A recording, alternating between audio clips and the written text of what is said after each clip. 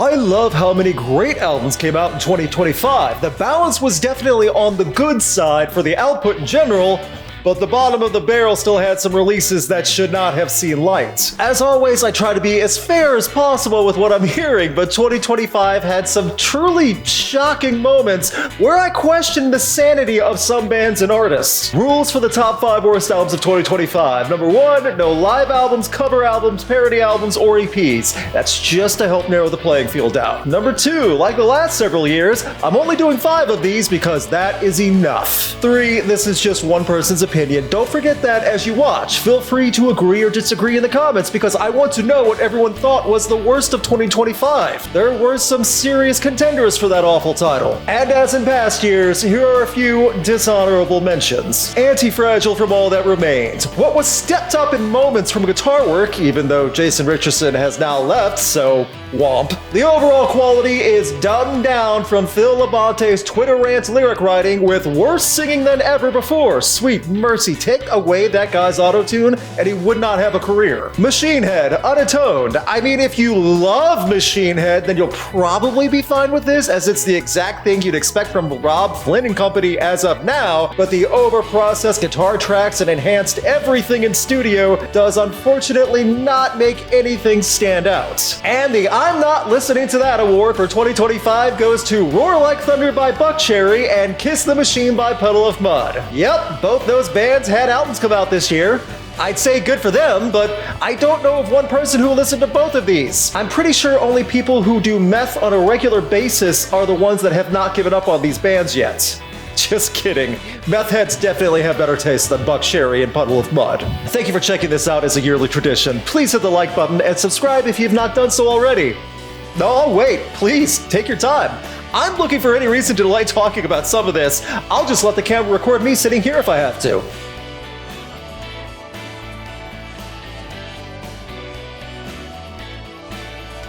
I hope you hit it. I really do. It does help. Okay. Here we go.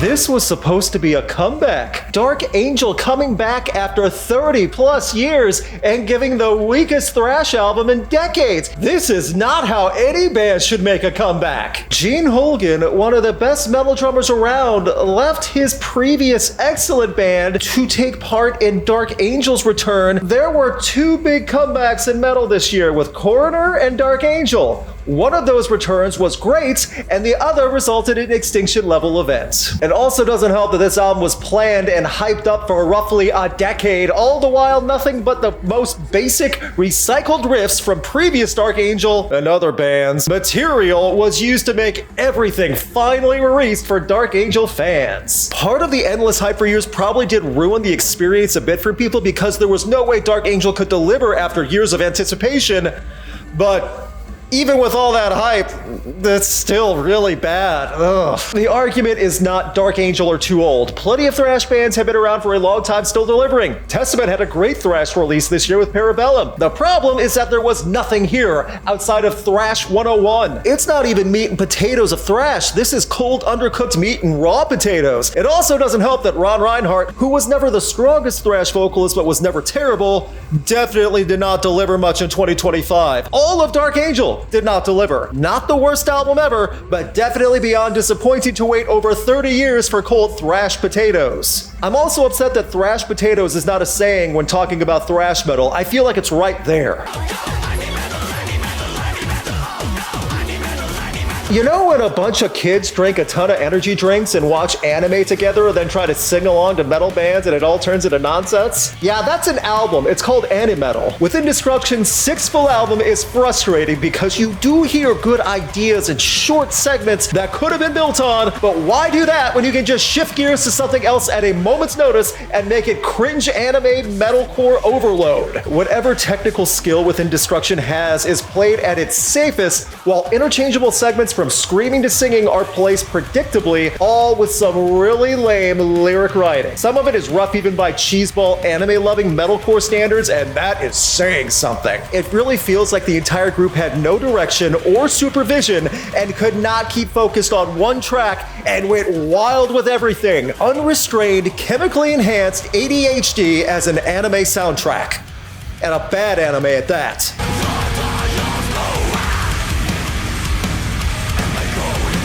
This album really overstays its welcome also. 12 tracks at 40 minutes is not long, but there is a large amount of homogenous basic riffs and open note bass and forced aggression that it all sounds rough. Hide and Sick, Demon Child, a Cyber Girl, it's every cliche of what you think Animetal would be from a band who desperately needs to maybe just grow up a little. Just a little bit. Having a youthful side is one thing, but all of this screams, we don't want to grow up, we just want to shred and scream and watch violent anime until 3 a.m., Mom. It's hard to hate this album, but you know this group could do better.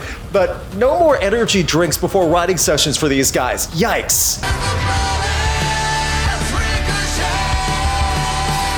Not only was Ricochet one of the most disappointing albums for me in 2025, after listening back and giving it so many chances, it's only gotten worse. This is worst of the year material and the worst of Rise Against. There are many reasons why I can argue why this is worst of year material, and I'll try to keep it somewhat concise, but it's difficult to not go on a rant over a band who has had such a strong legacy for decades, been a figurehead for a movement within music, and in 2025, Rise Against stopped trying. The mixing and production were awful. Tim McElrath's voice feels flattened along much of the rhythm section to the point of it being as crushed and muffled as a drive-through speaker sound. As a first for a Rise Against experience, some of the mixing is so bad that lyrics cannot even be made out, and McElrath is able to articulate himself well with volume on just about every album he's done before. The singles were watered down past messages from previous Rise Against tracks, Nod being one of the worst offenders. Previous Rise Against songs were about standing up and taking action. Nod is literally about nodding if you agree.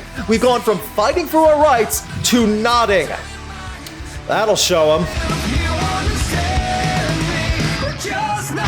I still am a Rise Against fan. I want to see Rise Against live. I'm curious, however, if some of these songs will be performed live better. I mean, they have to sound better. They won't sound like they're being pushed through like the Charlie Brown adults. Wah, wah, wah, wah, wah, wah, wah. The lyrical content was a letdown, but the music resembles butt rock radio format to the letter. Everything you never would have associated with Rise Against is what Ricochet represents. In a year filled with bands experimenting and delivering while also stepping up their game and making statements in their music, Rise Against forgot how to make statements and phoned in their performance. I certainly hope the Chicago Bears make the playoffs this year and do well, because Chicago's Rise Against fumbled. I kissed your lips, you got good taste. I like that you like me. Did many of you even know Machine Gun Kelly released another pandering pop-punk album, this time labeled under an Americana vibe? Did you even know Machine Gun Kelly was still making music? It's true. Creepy Coulson is still making music, and here's a true positive. This album is better than mainstream sellouts. What I thought was the worst album of 2022. In 2025, Machine Gun Kelly is trying to relate more of his angst and past horrid life stories, which truly were bad, into terrible writing and instrument work. I mean, the junior high kids that listened to Creepy Coulson back in the day would listen to this in 2025 and go, oh, no, I'm more mature than that. Ugh. Travis Barker and a collection of producers and co-writers, including Megan Fox. Yep, she really helped write a song on this, I promise. But all the writing and production with major label handholding could not help recapture the pop-punk surprise from Tickets to My Downfall years ago. Lost Americana is a lost cause. I put a cross around my neck just to find out if it burned. Take me out. So many songs were just references to pop culture with zero substance. The song Sweet Caroline is about how a fan made fun of him for losing Megan Fox. That's the depth of the song. I mean, if anyone came to a Machine Gun Kelly album hoping for something relatable or meaningful this year, then I'm worried about you. Even a song like Vampire Diaries, which feels heavily inspired by 2000s pop punk and 2000s boy bands at the same time, all feels like a cash-in. This is a man trying to fit into any image that can sell. Music is secondary. The guitar work and song structure is all dreadful. The voice modding is thick. The lyrics are just as much brain rotting as ever, and if there was ever a Machine Gun Kelly moment of him swinging wildly, desperate to stay relevant, this is it. I know he's still relevant also, which is wild to say because 2025 proved further that he really does not belong in any field of music. Thanks again for hitting the like button. Go ahead and leave a comment of what you think could possibly be worse than Machine Gun Kelly in 2025. I'll delay it as long as I can if I have to. Oh. I hate when my introduction to an artist leaves a bad feeling in my head that I cannot shake. I hate it more when my introduction to an artist's music turns out to be the worst thing I've heard in 2025. Nathan James introduced me to a trashcore nightmare in Hollywood Mortician. If the music was trying to be overly edgy and moody while trying to rip off Deftones and Marilyn Manson and bad hip-hop, all at the same time, I would have at least understood what the direction was. But in Hollywood Mortician, the straight-up metalcore bucket of cringe that even Hollywood Undead would scoff at is more than enough for me to list Nathan James the title of having the worst album of 2025.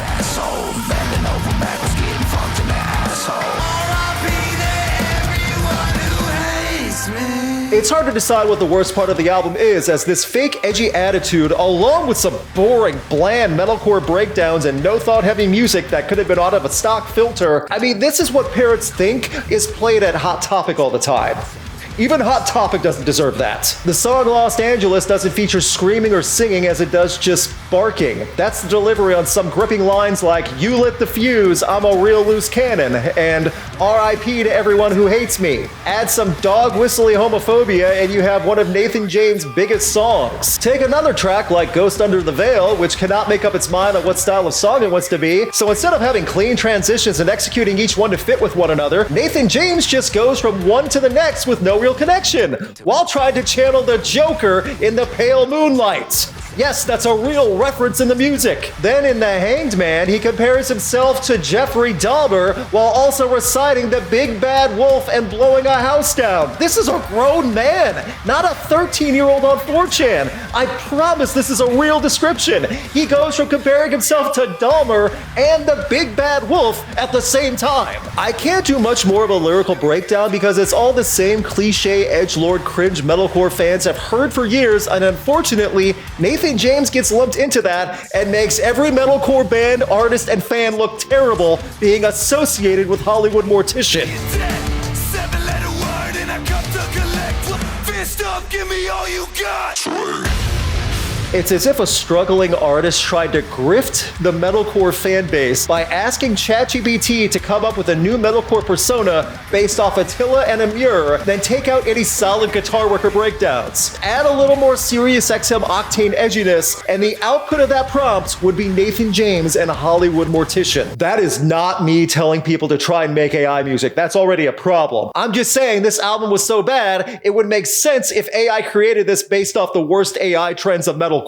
I don't even know who I would recommend Hollywood Mortician to as a joke, because if I dared a friend to listen to this as a joke, they wouldn't want to be my friend anymore. The album is barely 35 minutes long, and it still feels too long. It's the worst of 2025. Was that too mean of a video? Well, RIP to me, I guess, or according to Hollywood Mortician. Hope I survive. Having my house blown down by the big bad trashcore wolf. There was a lot to cover and never enough time. I also know many people who have other suggestions on what they think is the worst, so please let me know in the comments. You can check out the best new bands of 2025 and the most disappointing albums of 2025 in the video description. Next video will be the top 10 best albums of 2025, which will have a lot of great things to talk about. Until then, Here's some animal footage. Ivan here, sniffing around outside. Just after a hard snowfall and it all started to melt, he's inspecting the ground looking for new Patreon members. If you support Patreon, you get this video early and a lot of other exclusive stuff too. I'll be adding more exclusive stuff starting at the end of the year as well. Keep sniffing, Ivan. I'm sure you'll find somebody who loves you enough to sign up. Yes, I will use my puppy for Patreon.